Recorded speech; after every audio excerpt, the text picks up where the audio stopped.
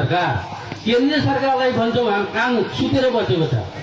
कमसेकम तारबार त गरिदियो जङ्गल नदीका बस्तीमा आय अर्जनका कार्यक्रम ल्याइदेऊ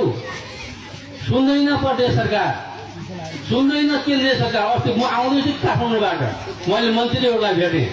सबै मन्त्रीहरूलाई भेटेँ सुन्दैन कान हालेर सुतेको छ खालि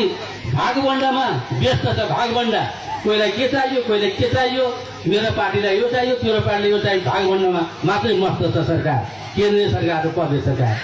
र केन्द्रीय सरकारले प्रदेश सरकारले दिइराखेको सहयोग राहत 1 लाख रुपियाँ अहिलेको प्रदेश सरकारले त्यो पनि हटाएको छ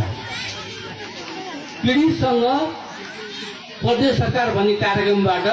जुन जङ्गली जनावरबाट क्षति भएकोलाई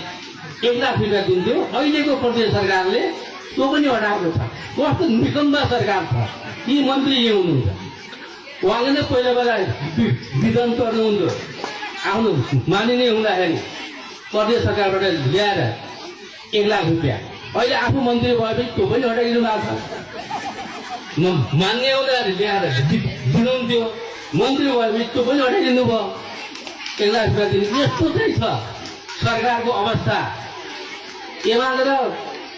एमालेको नेतृत्व छ माथि पनि प्रदेशमा पनि छ काङ्ग्रेस यसमा सहभागी छ अरू साधारण दल पनि छन् तर के गर्छ दिइराखेको सहयोग पनि राहत पनि हटाउँछ सुन्दैन अब जङ्गल नजिकमा एक दिन रात गएर सुत्नुपर्छ माथि मन्त्रीहरू